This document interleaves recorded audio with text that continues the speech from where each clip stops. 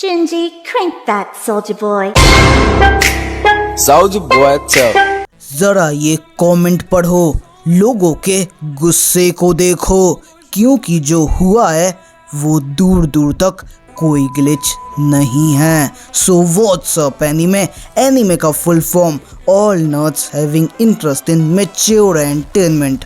तुम बच्चे बियो कैसे हो? देखो यारो, हाल ही में क्रंची रोल के यूजर्स ने एक वियर्ड चीज स्पॉट की, उसे रिपोर्ट किया और बाद में जाके जो सच पता लगा वो सच में ग्राउंड ब्रेकिंग है। तो हाल ही में क्रंची रोल ने जापानीज ऑडियो को जो मेन सोर्स, प्राइमरी सोर्स, जो मेन ऑडियो होनी चाहिए उससे हटा के as a secondary source treat करना चालू कर दिया।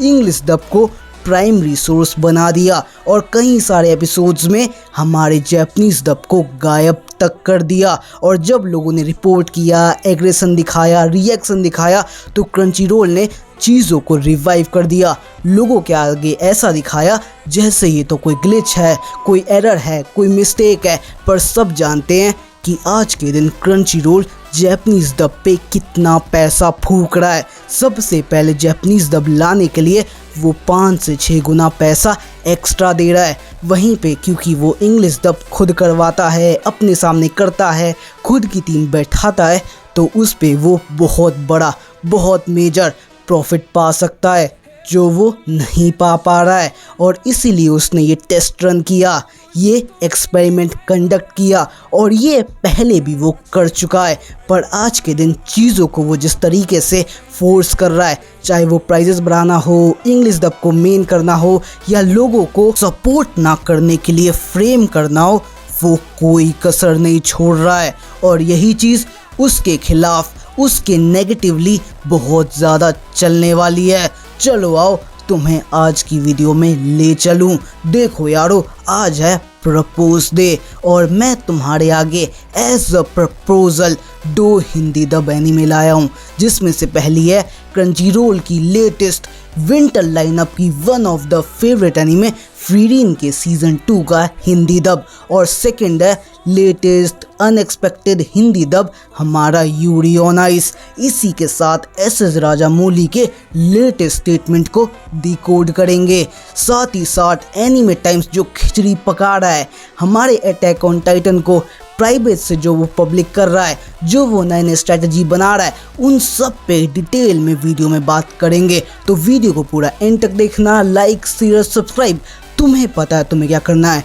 और साथ ही साथ यार इंस्टा पे फॉलो याद से ज़रूर मार देना। So without wasting any more time, let's get into this video. लेकिन उसकी इस शानदार परफॉर्मेंस से सभी आलोचकों का मुंह बंद हो गया है।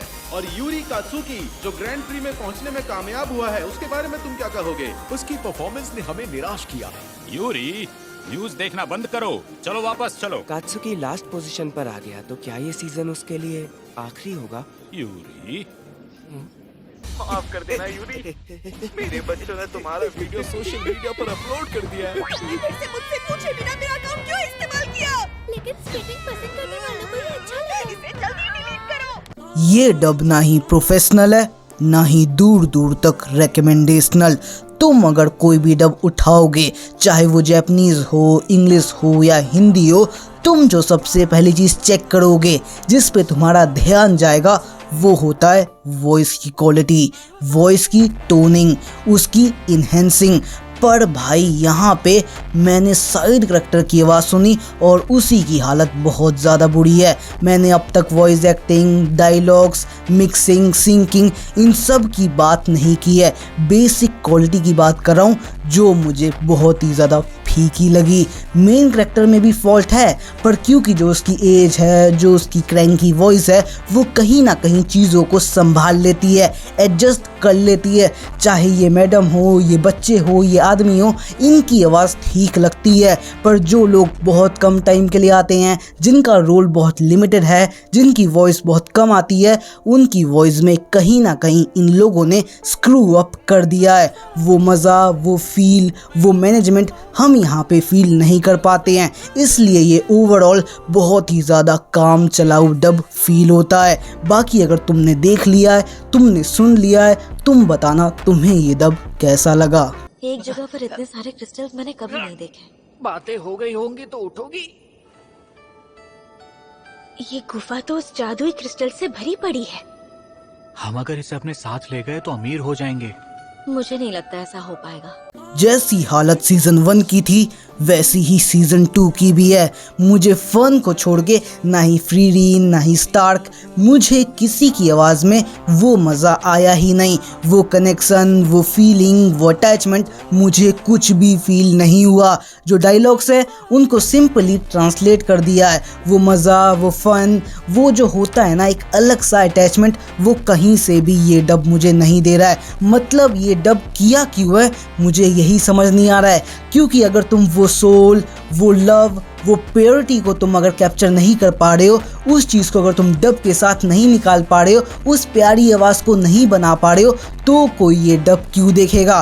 क्योंकि जो बंदा जैपनीज डब देख रहा है, जो बंदा इंग्लिश डब देख रहा है, वो इस एनिमे के साथ इसलिए ही जुड़ा है क्योंकि इसकी वॉइस एक्टिंग इस पूरे एनिमे के नेचर के साथ कैप्चर हो जाती है, कनेक्ट कर लेती है, हमें जोड़ लेती है। उनकी हर एक डायलॉग में वो मासूमियत निकल के आती है।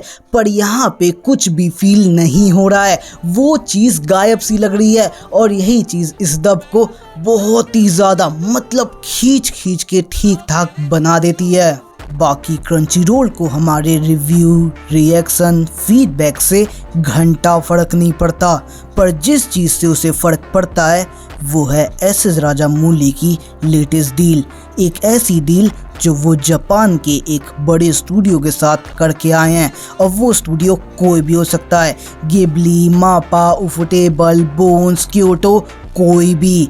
जापान के अंदर 800 से ज़्यादा स्टूडियो हैं, तो उम्मीदें बढ़ाना, एक्सपेक्टेशन रखना कि कोई top tier, top level studio मिला हो, मैं तुम्हें ऐसा बिल्कुल नहीं कहूँगा। बाकी तुम ये मान के ज़रूर चल सकते हो कि एसएस राजामौली फ़िलहाल एक्सपेरिमेंट कर रहे हैं। इंडियन स्टूडियो के साथ मिलके बाहुबली बनाई, अमेरिकन स्टूडियो आर्केन के स्टूडियो के साथ मिलके हमारी इटर्नल वॉर बना रहे हैं, और आरआरआर के लिए हमारा जापानीज स्टूडियो कंसिडर कर रहे हैं। तो हो सकता हो एवोल्यूशन आ रहा हो सकता हो टॉप टियर कुछ आ रहा हो सकता हो हमें पीक मिलने वाला हो। पर मैं तुम्हारी एक्सपेक्टेशन को बढ़ाने को नहीं कह सकता हूँ, तुम्हें खुश होने को नहीं कह सकता हूँ। जब तक ज़्यादा इन्फो ना मिले, ज़्यादा चीज़ें टेबल पे ना आए, तुम अपने एक्सपेक्टेशन कंट्रोल में रखो।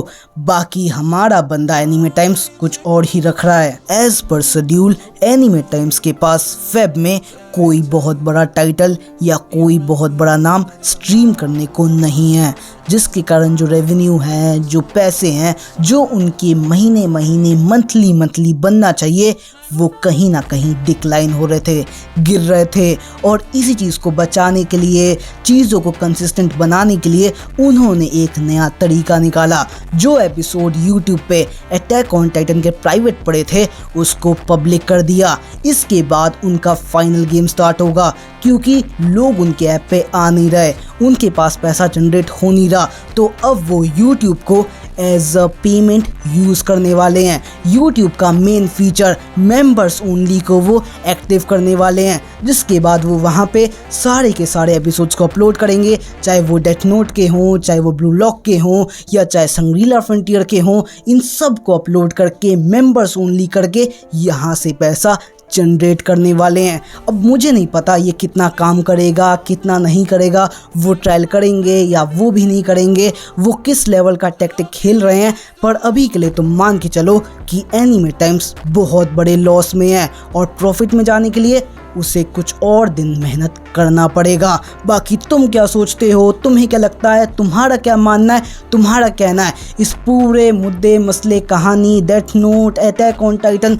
इन सब की ज़बानी पे नीचे ज़रूर बताना, क्योंकि तुम्हारा ओपिनियन मैटर करता है। सो आज की वीडियो यहीं रैप करूँगा। उम्मीद करूँगा इस वीडियो ने तुम्हारी लाइफ में नई वैल्यू, नई लेसन, कुछ ना कुछ तो ऐड किया हो। और वीडियो को लाइक करो, चैनल पे नए आओ सब्सक्राइब करो, जितना हो सके शेयर जरूर करना यार। तो मिलूंगा अपने अगले ऐसे ही एक्साइटिंग वीडियोस के साथ। तब तक के लिए जय हिंद, जय भारत, वंदे मातरम।言葉なんかじゃ何一つ叶わないわか